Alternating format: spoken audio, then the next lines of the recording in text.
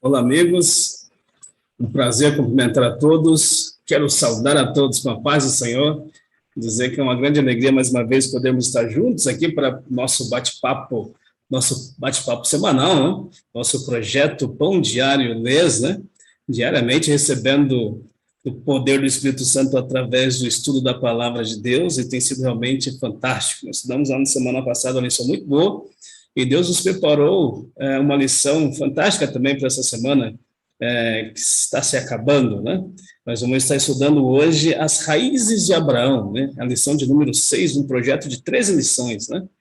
13 lições da Escola Sabatina, e o tema geral é o livro de Gênesis. E hoje, então, nós vamos estar discutindo a respeito, faz esse bate-papo aqui esperto, né? Fazendo esse bate-papo esperto aqui a respeito das raízes de Abraão, a lição de número 6, né? Quero cumprimentar todos com a paz do Senhor, que realmente essa paz esteja aí dentro de você, ao redor de você, protegendo você, a sua família, você sinta-se protegido por Deus, abraçado pelo poder do Espírito Santo nesse momento.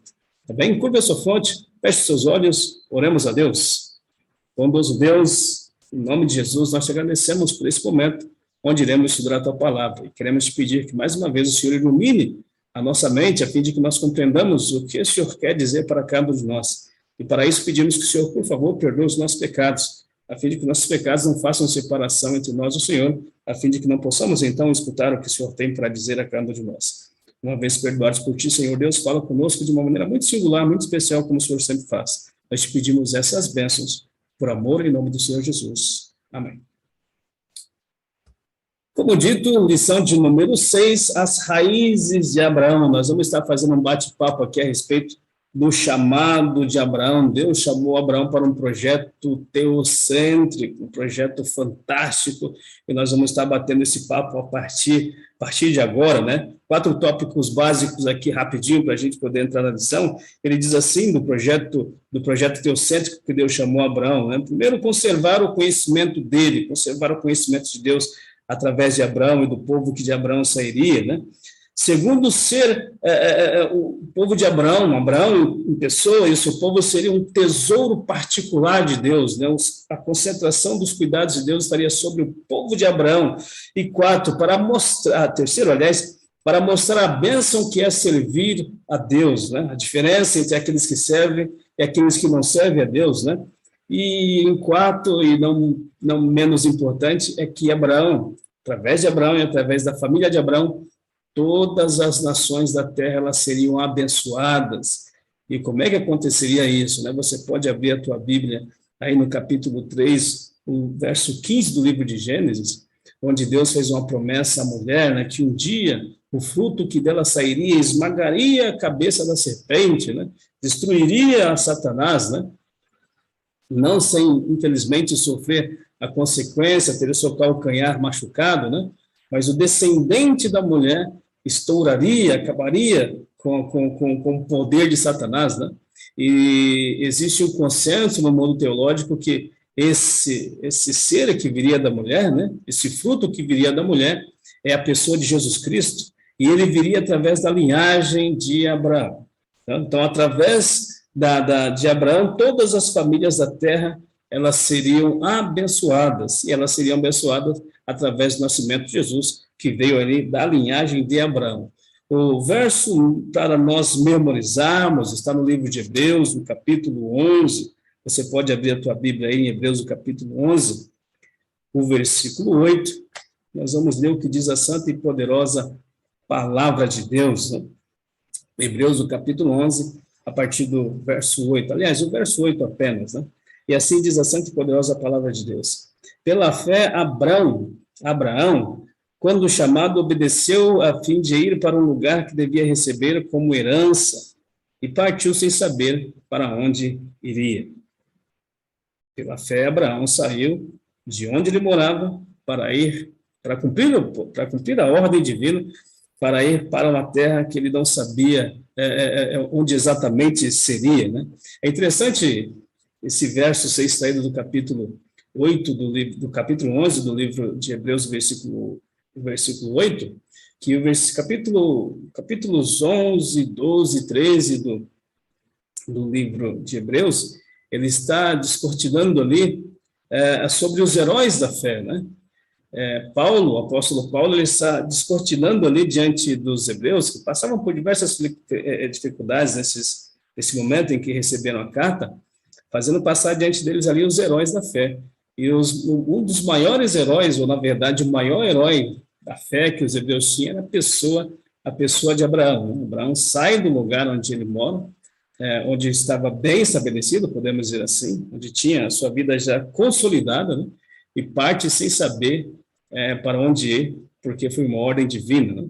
É interessante, se você abrir a tua Bíblia lá no capítulo 12 do livro de Gênesis, por favor, abra a sua Bíblia lá, capítulo 12 do livro de Gênesis, você pode ler, nós vamos ler a partir do versículo 1 ao versículo 3, assim diz a santa e poderosa palavra de Deus. Diz assim o verso 1. Ora, disse o Senhor a Abrão, sai da tua terra, da tua parentela e da casa de seu pai, e vai para a terra que te mostrarei. De ti farei uma grande nação e te abençoarei, e te engrandecerei o nome. Se tu uma bênção. O verso 3 diz, abençoarei os que te abençoarem, e amaldiçoarei os que te amaldiçoarem. E em ti serão benditas todas as famílias da terra. Acredito que você já entendeu essa questão de em ti serão benditas todas as famílias da terra, né? Mas esse é o projeto teológico, podemos dizer assim, né? O projeto teocêntrico que Deus chamou para desenvolver a partir de Abraão, né?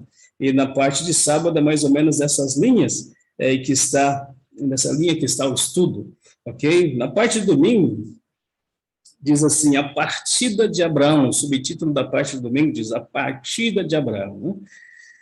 E é interessante nós pensarmos o porquê que Deus chamou Abraão, né?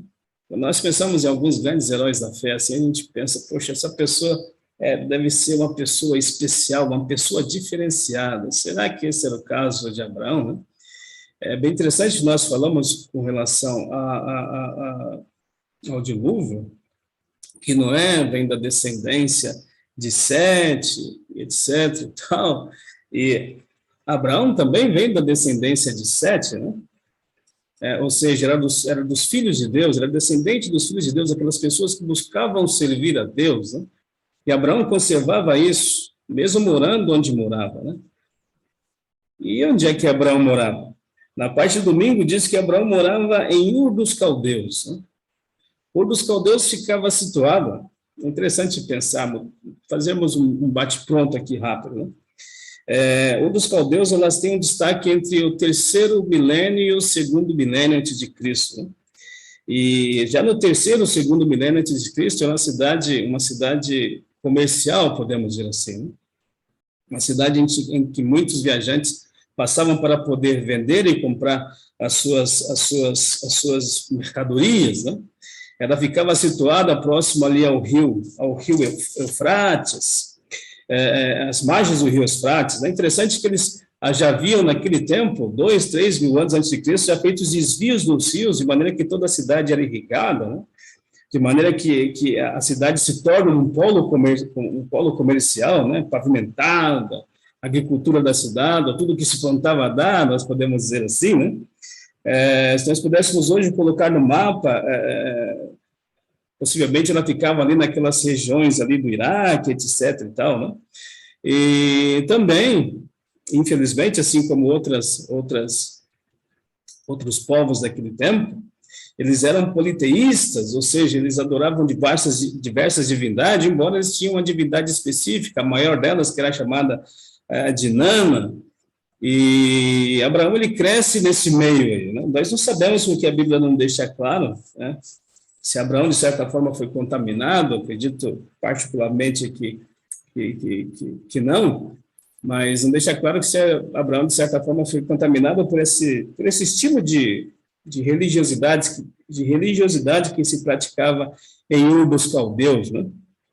Mas nós vemos aqui, na parte do domingo, nós já lemos o versículo 1 ao versículo 3, nós vemos aqui um princípio interessante, que é o princípio do Evangelho, é um princípio bíblico, né? Qual que seria esse princípio bíblico, né? Deus chega para Abraão, Deus chama Abraão, diz, vamos mais uma vez, abre a tua Bíblia lá no capítulo 12, o versículo 1 ao versículo 3, Deus diz para Abraão: ora, disse o Senhor a Abraão, sai da tua terra, da tua parentela, da casa do teu pai, vai para a terra que te mostrarei. Versículo 12, de ti farei uma grande nação, e te abençoarei, te engrandecerei o nome, se tu uma bênção, abençoarei os que te amaldiçoarem, aliás, abençoarei os que te abençoarem, e amaldiçoarei os que te amaldiçoarem, e em ti serão benditas todas as famílias da terra. Mas qual princípio bíblico que eu estou dizendo aqui? Capítulo 12 do livro de João, se você quiser ler, você pode abrir lá no capítulo 12 do livro de João, está dizendo mais ou menos assim: quem ama a sua vida, perdê-la, né? Quem todavia perde sua vida por amor de mim, achá-la para a vida eterna. Em outras palavras, é um princípio bíblico que Deus diz para todas as pessoas, né? Olha, para que você me sirva, para que você me siga, para que você me sirva, e para que você um dia possa herdar a vida eterna, é importante que você deixe de viver da forma que você vive. Deixe de viver segundo as filosofias do mundo onde você vive e siga as filosofias bíblicas. Aí você diz: mas eu não posso seguir as filosofias do mundo e servir a Deus e seguir as filosofias do mundo. Você até pode, né? Mas quando as filosofias humanas, elas contradizem, elas entram em choque com o que diz a palavra de Deus, Deus está dizendo para você: sai da tua terra, sai da tua parentela, e vai para um lugar que eu te mostrarei. Deixe de fazer aquilo que você acha que é interessante fazer, porque o mundo diz que é interessante fazer, para seguir aquilo que eu estou te falando para que deve ser feito, né? Ou seja, a lógica de Deus não é a lógica do mundo. E Deus pede para que nós saiamos do mundo, das filosofias do mundo, a fim de obedecermos a sua palavra, né? Por que Deus chamou Abraão?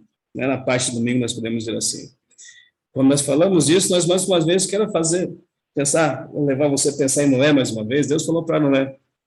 Aliás, a Bíblia diz que Noé achou graça diante de Deus, né? Noé era um homem justo e Noé era um homem íntegro. Noé achou graça diante de Deus.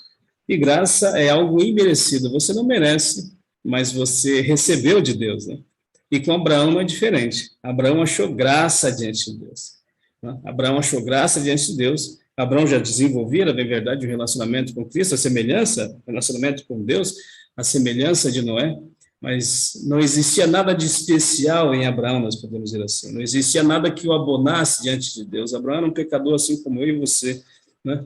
E Abraão achou graça diante de Deus. E por isso foi chamado. Quero dizer que você também, assim como eu, nós achamos graça diante de Deus, não porque nós somos bonzinhos, não, mas é porque Deus nos ama, apesar de sermos como somos, né? Nós achamos graça diante de Deus. E assim como Deus chamou Abraão, assim como Deus anteriormente havia chamado Noé para desenvolver um grande projeto, Deus também está te chamando para desenvolver um grande projeto. É possível que eu esteja falando para alguém que já está desenvolvendo um grande projeto com Deus. Louvado seja Deus por isso, né? Quando pensamos mais uma vez em Noé, ele desenvolveu um grande projeto com Deus, e infelizmente, por essas coisas da vida, acabou caindo, né? Plantou uma vinha, acabou se embebedando, foi aquele escândalo todo. Abraão, infelizmente, começou a desenvolver um baita projeto com Deus, mas infelizmente acabou errando em algum momento. É possível que eu esteja falando para alguém que, mesmo desenvolvendo um grande projeto com Deus, em algum momento acabou escorregando.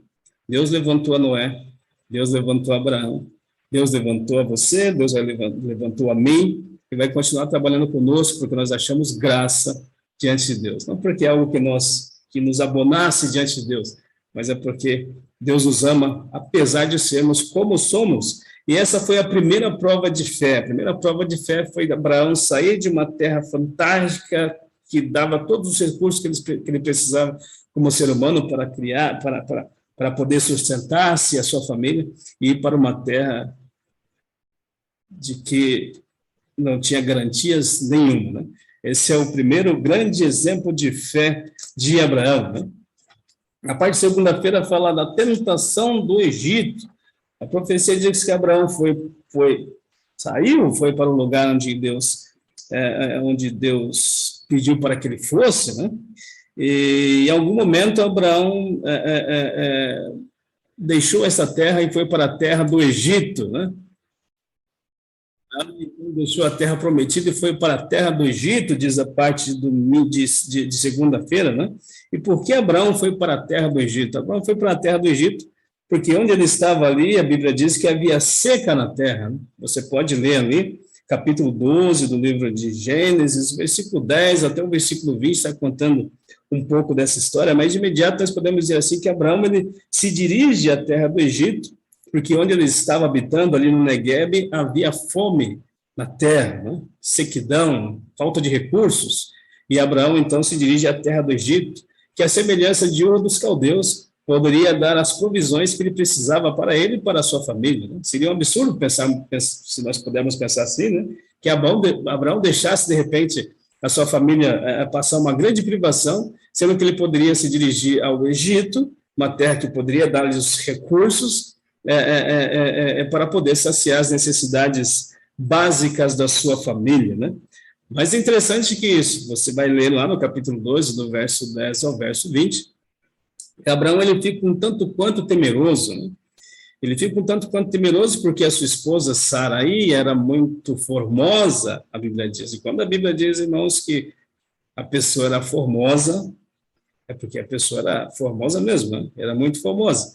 E Abraão tem medo, então, de que lá no Egito algumas pessoas se apaixonem pela esposa e acabem, então, querendo matá-lo para poder ficar com a sua esposa, né? Então, ele faz uma estratégia ali com Sara, né? Olha, quando nós chegarmos lá, você diz que é minha irmã, e então eu vou achar graça diante dos egípcios, né?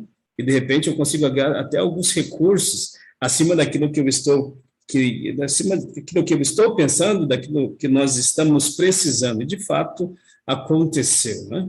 Abraão chega naquela cidade, olha quem é essa moça bonita, era minha irmã, olha, ele é meu irmão, etc. e tal, né? E Faraó, então, se apaixona pela pessoa de Sarai, de Sarai, aliás, e atrás para o seu castelo, né? Porém, Deus intervém. Você já conhece a história, Faraó tem um sonho, e Deus deixa claro que se Faraó não devolver a Sarai a seu esposo, Abraão, que ele vai se ver com Deus, né? Que ele vai se ver com Deus. O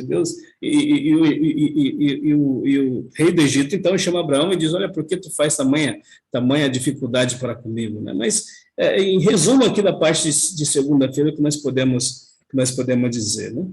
Interessante que no começo do capítulo 12, fala que Abraão ele sai pela fé, né, sem saber para onde vai, mas ele obedece à ordem de Deus, ele sai pela fé. Né?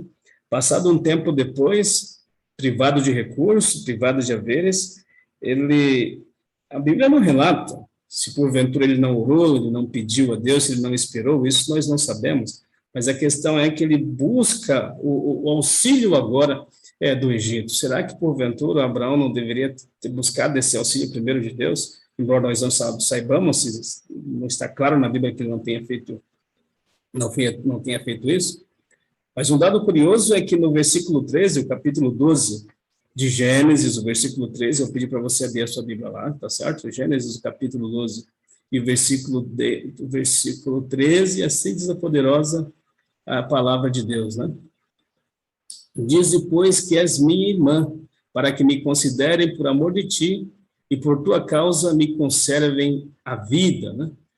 Será que Abraão precisava que outros seres humanos conservassem a vida? Será que eles não estava com a vida nas mãos do doador da vida? Em outras versões fala para que eu ache graça diante dos homens por amor de ti. Eles vão ficar tão apaixonados por ti que eu vou achar graça diante dos homens, vou achar graça diante de Faraó. Abraão não já havia achado graça diante de Deus? Será que ele não deveria continuar debaixo dessa graça que ele havia achado diante de Deus? A verdade é que, embora Abraão houvesse soltado da mão de Deus, Deus não deixou de buscar, não deixou de cercar Abraão com bênção, não deixou de cercar Abraão com cuidados, né? É possível que eu esteja falando para alguém que, porventura, em algum momento da sua caminhada cristã, acabou soltando da mão de Deus, né, e buscando auxílio e refúgio em coisas do mundo, né, para quem sabe achar graça diante do mundo, da terra do Egito, com com todo o conforto, digamos assim, com toda aquela satisfação que a terra do mundo, do Egito, que as coisas do mundo podem te dar, é possível que eu esteja falando para alguém assim, né? E se eu estiver falando para alguém assim, eu também quero te dizer, em nome de Jesus, que embora talvez tu tenha soltado a mão de Deus, a semelhança de Abraão, Deus não desistiu de você, né?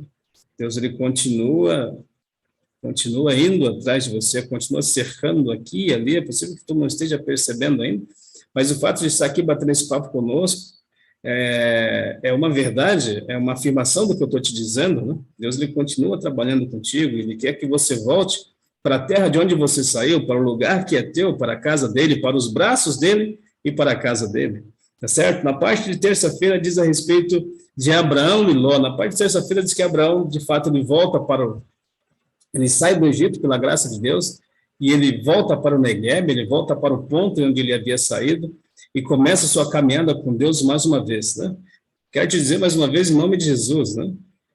Deus, ele continua buscando você onde é que você estiver, se você estiver na terra do Egito, Deus continua buscando você, ele quer fazer com que você volte para o lugar onde você esteve e continue o trabalho, o projeto que ele começou a desenvolver contigo. E é você que precisa desenvolver esse projeto com Deus.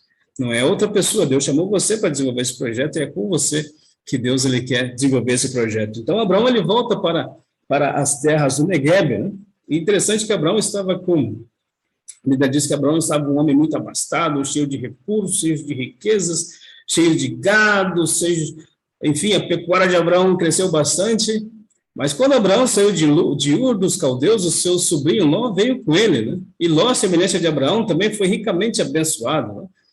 Abraão abençoado por Deus e o seu parente Ló ricamente abençoado. Eu quero dizer uma coisa para você também em nome de Jesus, né? Se você é uma pessoa abençoada por Deus, os seus parentes também serão. Tá certo? Se você é alguém abençoado por Deus, os seus parentes também serão. Na lição da semana passada, nós falamos a respeito de Noé, né? Pela fé de Noé, a família de Noé foi salva, né?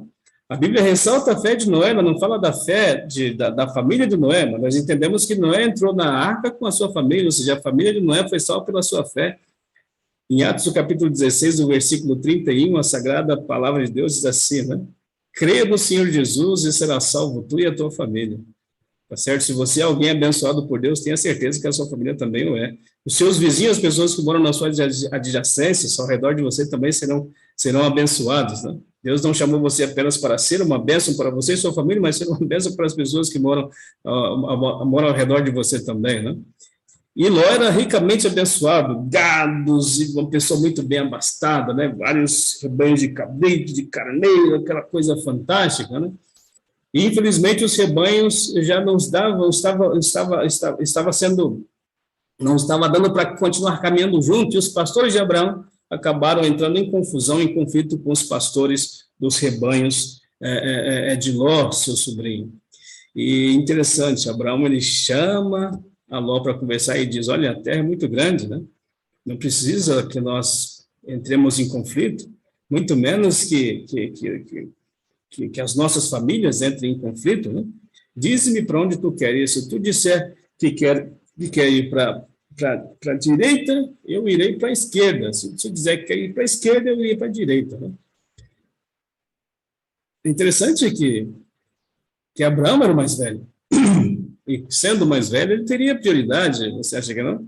Ele podia dizer, olha, com toda a carga de idade que eu tenho, eu posso dizer para ti, olha, eu quero ficar com esse pedaço aqui, você escolhe outro lugar para ir. Mas não, você vê, passando tempo com Deus, Abraão passa tempo com Deus.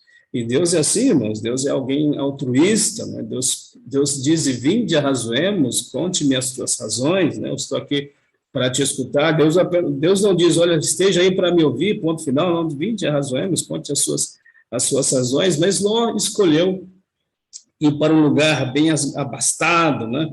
Muita relva, muito verde, muitas árvores, né? Que ficavam ali nas proximidades de Sodoma e Gomorra. E sobrou o deserto para Abraão, né? Infelizmente, Ló não cumpriu o quinto mandamento, que ainda não existia, né? Honra teu pai e tua mãe. É bem verdade que Abraão não era o pai de Ló, como nós dissemos, ele era tio de Ló, mas independente, ele era uma pessoa mais velha, deveria ser honrada por seu sobrinho Ló, né? Mas a ganância e o egoísmo de Ló não considerou a idade avançada do velho patriarca ali, nem considerou que, não ele, mas Abraão que havia sido chamado por Deus, né? Mas, enfim, eles se separam, então, e Ló vai para esse lugar mais abastado, enquanto Abraão, ele continua jornadeando pelo deserto, né? O interessante é que quando acontece essa separação, Deus reafirma o compromisso que ele tinha com Abraão, né? Você pode ler lá no capítulo 13, os versos 14. É interessante talvez que você leia todo o capítulo 13, né? Mas Deus, ele reafirma a promessa que havia feito a Abraão, de que através de Abraão todas as famílias da terra seriam abençoadas, né? Gênesis capítulo 13, você pode ler aí o versículo 14 e o versículo 15, vamos ler juntos? Gênesis, o capítulo 13, nós vamos ler os versículos 14 e o versículo 15. Versículo 14 diz assim: disse o Senhor a Abraão, depois que Ló se separou dele: ergue os olhos e olha desde onde estás, para o norte, para o sul, para o oriente, para o ocidente, porque toda esta terra que vês eu te darei, a ti e a tua descendência. Deus mais uma vez se afirma: olha, toda essa terra aí que Ló escolheu, que é dele, eu vou dar tudo isso para você. Tudo isso eu te darei. Percorre toda essa terra, como se fosse uma maneira de poder ver com os próprios olhos toda aquela terra fantástica, toda aquela extensão de terra incrível que o Senhor Deus daria a Abraão e a sua posteridade. Essa é a nossa lição, essa parte da lição de terça-feira, né, que diz a respeito da separação de Abraão e Ló. Na parte de quarta-feira diz a colisão de Babel, né? 4 reis da Mesopotâmia entram em guerra, podemos dizer assim, contra 5 reis ali dos cananeus, né? 4 reis da Mesopotâmia, eles entram em conflito, em guerra contra 5 reis ali dos cananeus. Mas nós sabemos com bastante detalhes os motivos pelos quais eles entraram em guerra, porém a lição diz que a ideia por trás da guerra era a questão da terra, né? E eles entram, então, em conflito, eles degladiam, eles guerreiam, e enquanto isso, só que interessante que eles estavam guerreando por uma terra que já havia sido dada por uma pessoa que estava até, digamos que tranquilo, a pessoa de Abraão, né? Talvez aquele que havia recebido a ordem, aliás, a promessa de Deus que receberia a terra, seria aquele que deveria estar ansioso. Não, Abraão não estava ansioso. Abraão estava lá nos carvalhais de Manré, né? Enquanto os 4 reis da Mesopotâmia se degladiavam contra os 5 reis cananeus ali, né? E eu quero apenas te dar fazer talvez um paralelo aqui com relação à situação presente aqui no nosso Brasil, né? Essa era uma guerra política aqui, né? Enquanto a guerra política estava acontecendo ali com relação às terras, né? Abraão estava tranquilo, né? Nós estamos passando um momento aqui no nosso Brasil, né?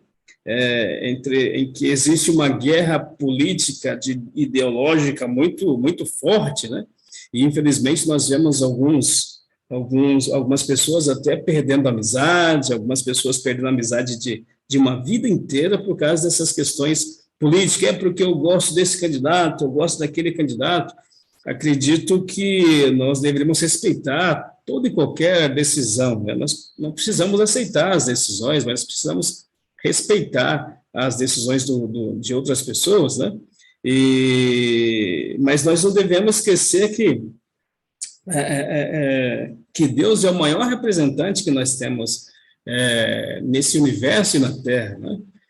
Nós estamos aí, às vezes, chateados com um e com o outro aí, e esquecemos que é Deus que estabelece reis, que promove reis, né, que destrona reis, etc., né?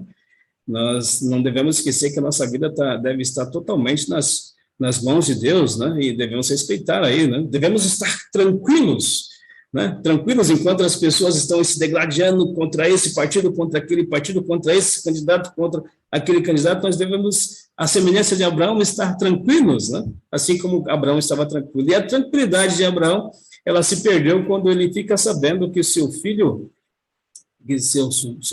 né? Podemos dizer assim, seu sobrinho, não, acaba sendo preso pelos 4 reis da Mesopotâmia, né? Ele morava ali nas imediações de Sodoma e Gomorra, e ele acaba sendo levado como espólio de guerra, né?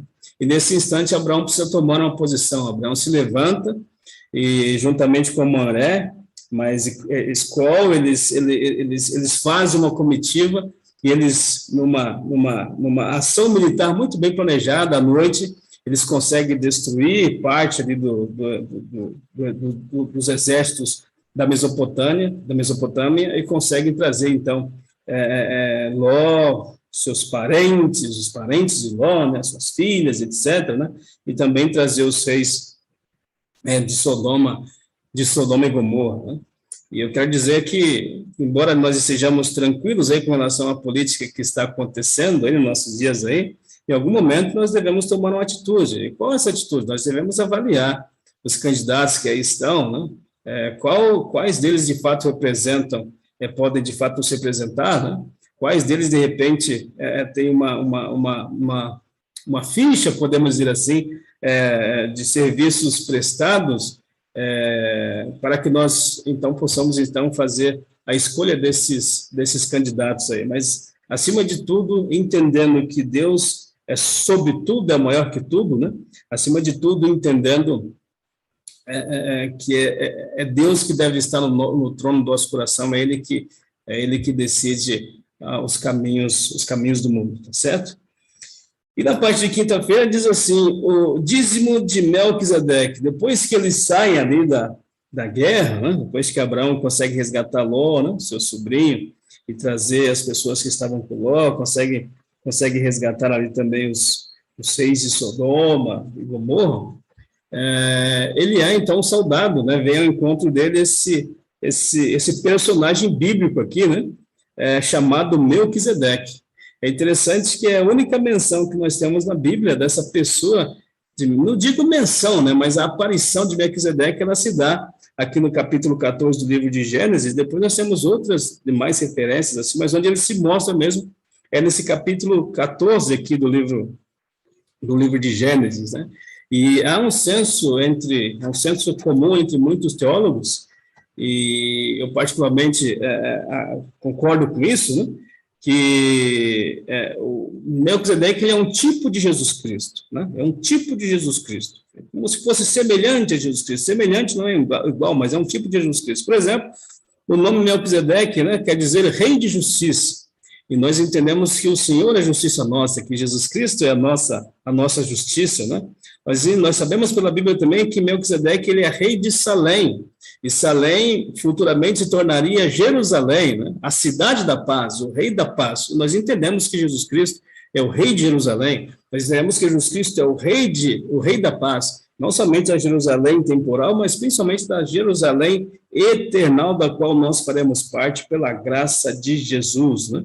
Então, Melquisedeque seria um tipo de Jesus Cristo. Interessante que quando ele vem para saudar Abraão após a vitória, ele traz pão e traz vinho, né? Ele traz pão e traz vinho. Interessante é que Jesus Cristo, falando a respeito do seu corpo, ele disse, o meu corpo é verdadeiramente comida, né? E falando do seu sangue, o meu sangue é verdadeiramente bebida, né?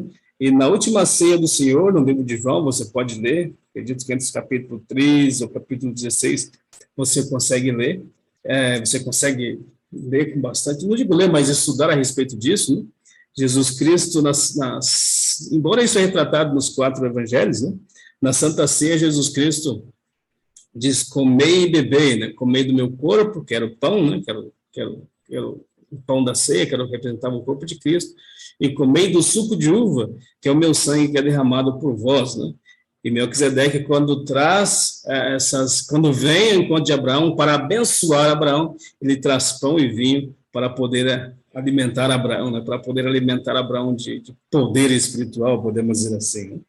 E a lição de quinta-feira diz que Abraão deu dízimo a Melquisedeque, de tudo que Abraão tinha, dos seus recursos, de todo o recurso que Abraão tinha, Abraão deu dízimo a Melquisedeque, ou seja, Abraão reconheceu que as vitórias que ele havia conseguido contra os 4 reis só foi possível pelo poder de Deus, pela intervenção divina. Todas as bênçãos que Abraão tinha só era possível pela intervenção divina, não pela esperteza de Abraão, mas pela intervenção divina, pelo poder de Deus na vida de Abraão.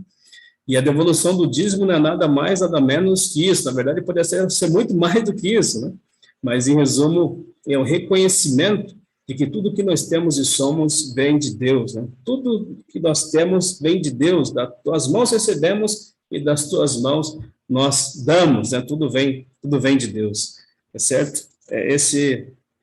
Isso é o que diz a parte, então, de quinta-feira, ok? Para nós finalizarmos, então, sexta-feira diz assim, que quando Deus escolheu Abraão, não foi apenas para ele ser amigo, um parceiro especial de Deus, mas para que ele fosse um instrumento, um meio pelo qual o Senhor pudesse conceder às nações privilégios preciosos e especiais, Ele deveria ser uma luz em meio às trevas morais que o cercavam. E é exatamente isso que Deus também quer fazer comigo e contigo, Ele nos chamou para sermos uma luz, não para sermos apenas uma bênção para nós, mesmo para nossas famílias, mas para que sejamos uma bênção para todas as famílias da terra, A Bíblia diz que nós somos o sal da terra, Nós precisamos dar sabor a esse mundo, e o sabor desse mundo é a pessoa de Jesus Cristo, passar a mensagem desse Deus maravilhoso, desse Cristo maravilhoso para toda e qualquer pessoa, O sal, desculpa, o sal não é apenas para a sua própria preservação, mas para a preservação de todas as outras pessoas, Vocês são o sal da terra, Não é apenas para a sua própria preservação, mas para que sejam instrumentos para a salvação de outros. Deus quer nos usar para sermos instrumentos para a salvação de outros. Então, essa foi a nossa lição de número 6, que tinha como título, que tem como título, As Raízes de Abraão. Espero, de certa forma, ter contribuído para seu estudo pessoal, e que no próximo sábado, na Escola Sabatina, você possa estar batendo esse papo aí, adquirindo ainda muito mais informações, porque nem tudo que a gente gostaria de dizer, a gente consegue dizer aqui nesse espaço curto de tempo, Mas na lição da igreja, junto com a classe reunida da Escola Sabatina, você vai poder discutir, então, de uma maneira muito mais ampla, esse assunto aqui que nós discutimos nesses momentos que estivemos aqui, tá certo? Fechemos nossos olhos, curvemos nossa cabeça, pensemos em Deus e oremos. Bondoso Deus, em nome de Jesus, nós te agradecemos pelo momento que passamos aqui estudando a tua palavra, que teu Espírito Santo, de fato, esteve aqui nos conduzindo, foi uma bênção, e queremos pedir que desde já, na semana que vem, o Senhor nos prepare para mais uma vez juntos estarmos para estudar a tua palavra.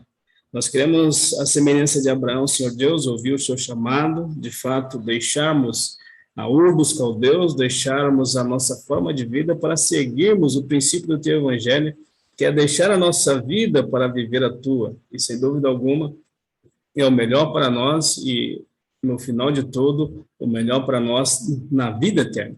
Por favor, Senhor Deus, continue conosco, nos despeça em paz, nós te pedimos essas bênçãos, em nome de Jesus, amém.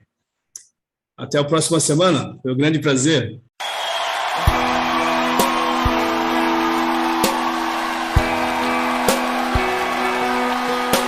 É tão difícil, Senhor. Você precisa decidir.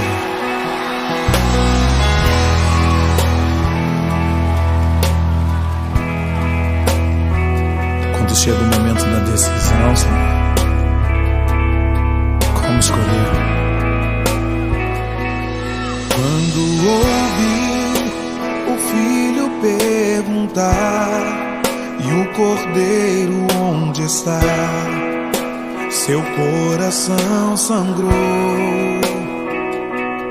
Quando ouvi o pai lhe responder, Deus irá prover, seu coração temeu.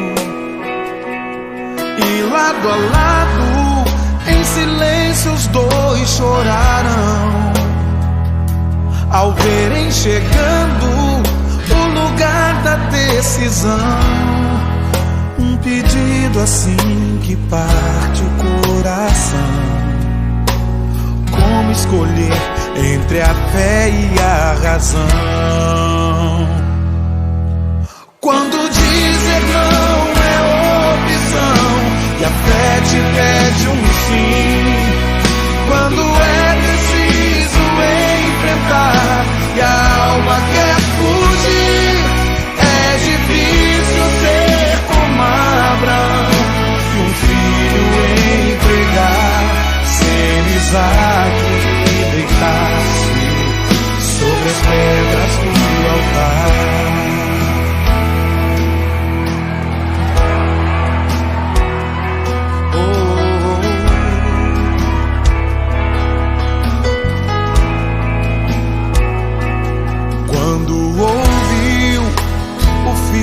Perguntar e o cordeiro onde está? Seu coração sangrou quando ouviu o pai lhe responder: Deus irá prover. Seu coração temer e lado a lado os dois choraram ao verem chegando o lugar da decisão. Um pedido assim que parte o coração. Como escolher entre a fé e a razão? Quando dizer não é opção e a fé te pede um sim. Quando é preciso enfrentar e a alma quer fugir, é difícil ser como Abraão e um filho entregar, ser Isaac e deitar-se sobre as pedras do altar. Quando dizer não é opção e a fé me pede um sim. Quando eu preciso enfrentar, minha alma quer fugir. Eu preciso ser como Abraão e tudo entregar, ser Isaac e deitar-me sobre as pedras. É preciso coragem pra subir, é preciso ter fé pra aceitar, é preciso ter força e dizer sim e deitar-se sobre as pedras do altar. Oh, oh.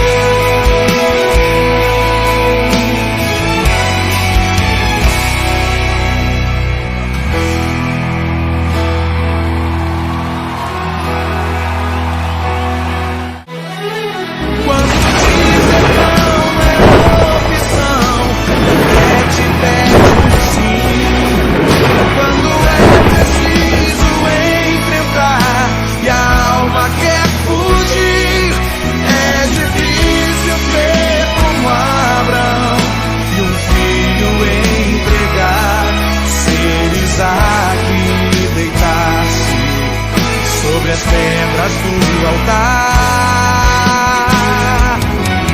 Quando dizer não é opção e a fé me pede um sim. Quando eu preciso enfrentar, minha alma quer fugir. Eu preciso ser como Abraão e tudo entregar, ser Isaac e deitar-me sobre as pedras. É preciso coragem pra subir, é preciso ter fé pra aceitar, é preciso ter força e dizer sim e deitar-se sobre as pedras do altar.